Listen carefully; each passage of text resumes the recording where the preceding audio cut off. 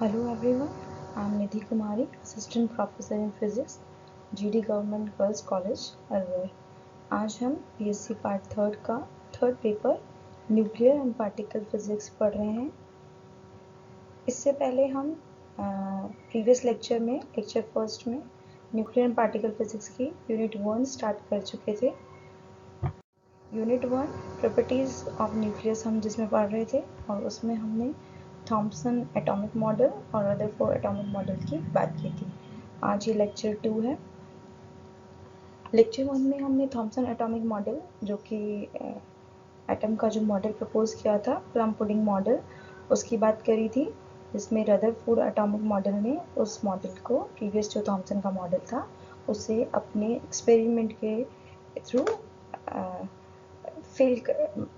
Fail बता दिया था कि थॉम्पसन का एटॉमिक मॉडल जिस तरह का है प्लम पुडिंग मॉडल, जिसमें कि एक एटम को वाटरमेलन से कंपेयर किया गया, जिसमें जो पॉजिटिव चार्ज है उस स्फीयर पे यूनिफॉर्मली स्प्रेड है और इलेक्ट्रॉन उसमें गड़े हुए हैं।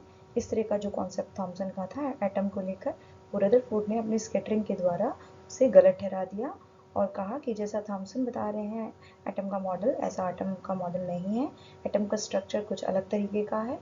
और उस स्ट्रक्चर को लेकर उन्होंने कुछ पोस्टुलेट्स दिए और जिनकी वजह से उन्होंने उस एक फॉर्मूला डिराइव किया।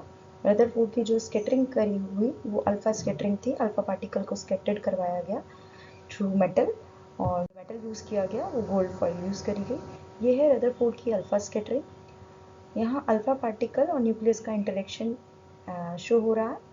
न्यूक्लियस जो कि ब्लू पार्ट है और जो बाकी जो स्फेरिकल पार्ट है वो पूरा एटम का एम्प्टी स्पेस है। जैसे ही अल्फा पार्टिकल न्यूक्लियस पे स्ट्राइक करेगा तो जो अल्फा पार्टिकल एम्प्टी स्पेस पे आएंगे वो तो स्ट्रेट चले जाएंगे स्क्रीन पर, और जो पार्टिकल रेंज में न्यूक्लियस की रेंज में आएंगे वो कहीं ना कहीं repulsive force, Coulomb repulsive force की वजह से स्कैटर्ड होंगे। मैक्सिमम जो स्कैटरिंग होती है वो लेस देन 4 डिग्री और 5 डिग्री एंगल की होती है। कुछ पार्टिकल ये कह सकते हैं कि 200 में से कोई एक पार्टिकल है जो लार्ज एंगल की स्कैटरिंग करता है मोर देन 90 डिग्री की, और 2000 में से कोई एक पार्टिकल है जो थीटा इज इक्वल टू पाई, मतलब 180 डिग्री की स्कैटरिंग के अंदर आता है। मतलब उस वक्त अल्फा पार्टिकल अपने जो पाथ का जो कमिंग पाथ है जिससे वो न्यूक्लियस की तरफ आ रहा है उसी पाथ को रिवर्स बैक वापस अपने पाथ को दोहरा देता है। हाँ, तो वो जो कंडीशन है वो लार्ज एंगल की स्कैटरिंग वो ड्यू टू रिपल्सिव फोर्स जो अल्फा पार्टिकल और न्यूक्लियस के बीच में जो कूलॉम रिपल्सिव फोर्स वर्क कर रही है उसकी वजह से होती है। रदरफोर्ड ने कुछ बेसिक पोस्टुलेट्स दिए हैं, उनके बारे में हम बात करते हैं।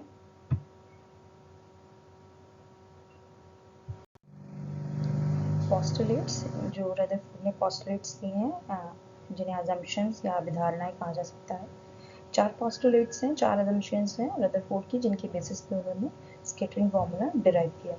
First one is the positive charge of an atom is concentrated in a center core called nucleus, कि जो एटम का जो पॉजिटिव चार्ज है वो सेंटर में ही कंसंट्रेटेड है जिसे कि न्यूक्लियस कहा जाता है। Second one is the nucleus is much heavier compared to alpha particle and it does not move during an interaction. इसका मतलब है कि as you all know alpha particle in comparison to nucleus बहुत छोटा है, न्यूक्लियस बहुत heavy particle है, sorry heavy है nucleus in comparison to alpha particle. तो ये एक तरीके से फिक्स टारगेट इंटरेक्शन की तरह है, अल्फा पार्टिकल स्ट्राइक करेगा लेकिन न्यूक्लियस उस कंडीशन में, इंटरेक्शन की कंडीशन में रेस्ट पे रहेगा, या हम कह सकते हैं पूरी प्रोसेस में ये एक इलास्टिक कोलिजन है। न्यूक्लियस रेस्ट पे रहेगा, सिर्फ अल्फा पार्टिकल मोमेंट में रहेगा। Third one is the scattering is due to a single encounter between an alpha particle and the positive charge of the nucleus. The effect of more negatively charged electrons of the atom is negligible. कहने का मतलब है कि जो scattering जो हो रही है अल्फा पार्टिकल की वो सिर्फ और सिर्फ अल्फा पार्टिकल और न्यूक्लियस के बीच में जो कूलॉम रिपल्सिव फोर्स है उसी की वजह से हो रही है।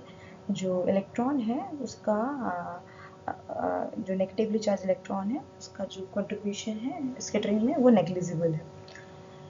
Fourth one is the nucleus and the alpha particle are point charges. Nucleus और अल्फा पार्टिकल दोनों ही पॉइंट बिंदु मात्र हैं और पॉइंट मासेस भी कहा जा सकता है इनको। तो ये 4 पोस्टुलेट्स हैं, 4 अजम्पशंस हैं जिनके बेसिस पे रदरफोर्ड स्कैटरिंग फॉर्मूला डिराइव किया गया। ये इस फिगर में आप देख रहे हैं, इम्पैक्ट पैरामीटर को डिफाइन करना चाहते हैं और उसको एक बार फिगर से देख लेते हैं। ये अल्फा पार्टिकल है जिस पे +2 ही चार्ज है, इधर ये जो न्यूक्लियस है जिस पे +JD चार्ज है। अल्फा पार्टिकल v वेलोसिटी से मूव कर रहा है न्यूक्लियस की तरफ स्ट्राइक करने की। जैसे ही वो न्यूक्लियस की रेंज में आता है जहाँ उसे रिपल्सिव फोर्स महसूस होती है, वो अपने पाथ से डेविएट होकर चला जाता है, स्कैटर्ड हो जाता है with angle scattering angle theta. जो थीटा है ये स्कैटरिंग एंगल है और ये जो b डिनोट किया गया है इसे इम्पैक्ट पैरामीटर कहते हैं। हिंदी में इसे संघट्ट प्राचल भी कहते हैं। इम्पैक्ट पैरामीटर से क्या मतलब है कि ये वो क्लोजेस्ट अप्रोच है जहाँ अल्फा पार्टिकल वो परपेंडिकुलर डिस्टेंस है न्यूक्लियस से, जहाँ अल्फा पार्टिकल इस रेंज में आता है तो उसे कूलम्ब रिपल्सिव फोर्स महसूस होती है और वो रिपल्शन के कारण अपने पाथ से डेविएट हो जाता है। बी से इसे डिनोट किया जाता है। बी की वैल्यू जितनी ज़्यादा होगी उतना अल्फा पार्टिकल स्ट्रेट मूव करेगा, स्कैटरिंग नहीं होगी। जितना ज़्यादा बी की वैल्यू कम होगी उतना अल्फा पार्टिकल स्कैटर्ड होगा। मिनिमम वैल्यू बी की अगर एज्यूम करें 0 है, in case b equal to 0 है, तो अल्फा पार्टिकल मैक्सिमम जो न्यूक्लियस है उसके नज़दीक जा सकता है। जितना जितना उसे रिपल्सिव फोर्स महसूस होगी, इतना रिपल्सिव होगी कि जो स्कैटरिंग एंगल है थीटा है उसकी वैल्यू पाई के इक्वलेंट हो जाएगी और उस वक्त अल्फा पार्टिकल अपना रिफ्लेक्ट बैक हो जाएगा अपने पाथ पर, वापस अपने पाथ को दोहरा लेगा। तो इम्पैक्ट पैरामीटर को डिफाइन किया जा सकता है। The impact parameter is the perpendicular distance to the closest approach the projectile were undeflected। projectile यहाँ पर अल्फा पार्टिकल है, ये वो परपेंडिकुलर डिस्टेंस है न्यूक्लियस से जो क्लोजेस्ट अप्रोच की जहाँ पे अल्फा पार्टिकल डिफ्लेक्ट नहीं होता है। उस कंडीशन के आगे, उस पर्टिकुलर वैल्यू के आगे, वो अप्रोच के आगे अल्फा पार्टिकल डिफ्लेक्ट हो जाता है। तो ये है impact parameter. Now Rutherford scattering formula derive करने के लिए force between nucleus and alpha particle. Let us suppose z is atomic number of nucleus, nucleus का z एटॉमिक नंबर है और टोटल चार्ज न्यूक्लियस पे z ही हो जाएगा और charge of alpha particle 2e होता है। तो जो कूलम्ब रिपल्सिव फोर्स है वो क्या हो जाएगी, F is equal to 1/4 pi epsilon naught 2ze square over r square, where r is the distance between alpha particle and nucleus। इस फिगर में हम अल्फा पार्टिकल की ट्रेजेक्टरी देख रहे हैं कि अल्फा पार्टिकल क्या पाथ ऑप्ट कर रहा है। ये एक हाइपरबॉलिक ट्रेजेक्टरी है अल्फा पार्टिकल की और जिसमें इम्पैक्ट पैरामीटर b और स्कैटरिंग एंगल थीटा भी शो हो रहा है। जैसे ही अल्फा पार्टिकल एक पर्टिकुलर मोमेंटम से न्यूक्लियस की तरफ आता है, टुवर्ड्स न्यूक्लियस मूव करता है, उसके बाद due to b impact parameter जो क्लोजेस्ट अप्रोच है, जब रिपल्सिव फोर्स महसूस होती है तो वो स्कैटरिंग एंगल थीटा की वजह से स्कैटरिंग एंगल थीटा से वो डेविएट हो जाता है अपने पाथ से। ये जो डेविएशन है, पाथ का डेविएशन है, हाइपरबॉलिक, ये जो पाथ ऑप्ट करता है अल्फा पार्टिकल, ये एक हाइपरबॉलिक पाथ है, अतिपरवलय है। तो ये जो ट्रेजेक्टरी है ये due to Coulomb repulsive force जो कि वर्क कर रही है न्यूक्लियस और अल्फा पार्टिकल के बीच में, जिसकी वजह से ही ये ट्रेजेक्टरी ऑप्ट करता है अल्फा पार्टिकल। इक्वेशन पूछा जाता है कि हाइपरबॉलिक ट्रेजेक्टरी जो है अल्फा पार्टिकल की वो किस वजह से होती है, तो ये इसका आंसर है कूलम्ब रिपल्सिव फोर्स जो न्यूक्लियस और अल्फा पार्टिकल के बीच में काम कर रही है, उसकी वजह से अल्फा पार्टिकल की जो ट्रेजेक्टरी है वो हाइपरबॉलिक होती है।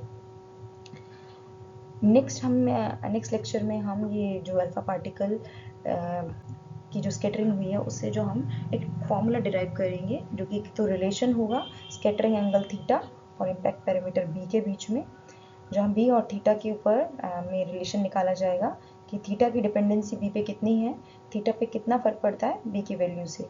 हम ये कह सकते हैं कि b की वैल्यू जितनी कम होगी उतना स्कैटरिंग ज़्यादा होगी, जितनी ज़्यादा होगी b की वैल्यू उतना स्कैटरिंग कम होगी।